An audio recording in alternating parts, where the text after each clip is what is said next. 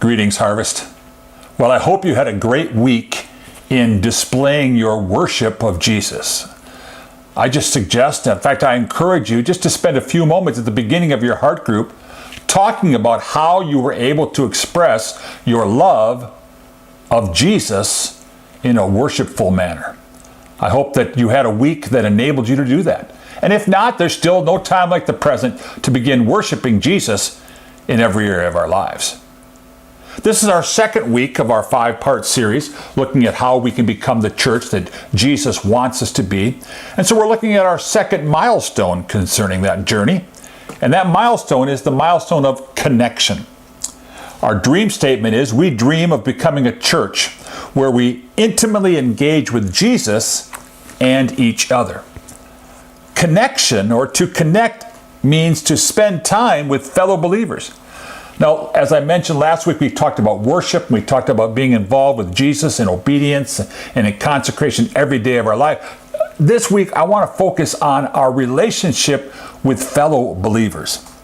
Acts 2:42, a verse that we use so often to describe the first century church that serves as a model for the modern day church, says this: all the believers devoted themselves to the apostles' teaching and to fellowship and to sharing in meals, including the Lord's Supper, and to prayer.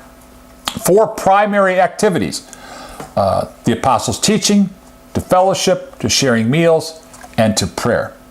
Fellowship is as important to the new church as the apostles' teaching and their prayer life.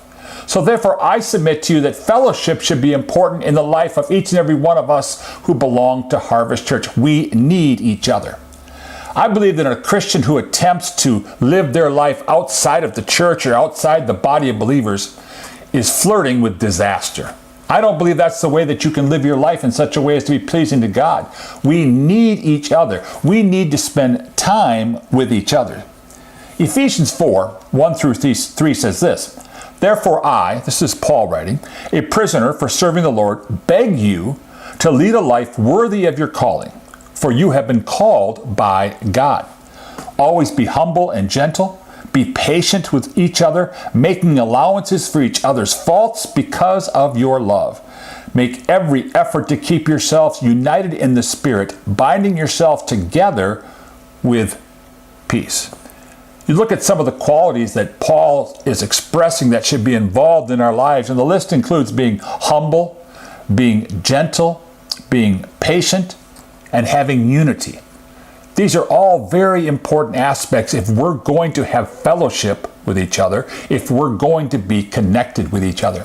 This may come as a total shock to you, and as you look around the room at your heart group, but no one in the room where you are right now is perfect. That includes you, and it includes me. Each and every one of us are going to make mistakes. Each and every one of us is going to be less than perfect in all of our interpersonal relationships, and therefore we have to choose ahead of time to be forgiving. We have to choose ahead of time to make the allowance for the potential faults of others so that we're not so easily offended. We're not so easily turned off by someone else and their imperfections.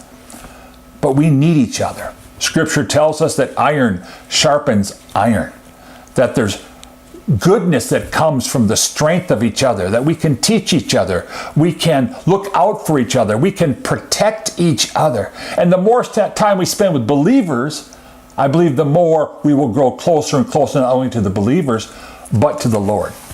Let me leave you with 1 Thessalonians 5:11.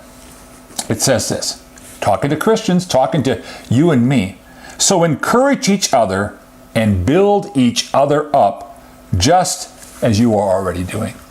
It shouldn't come as a surprise to you that the world is not really interested in building you up.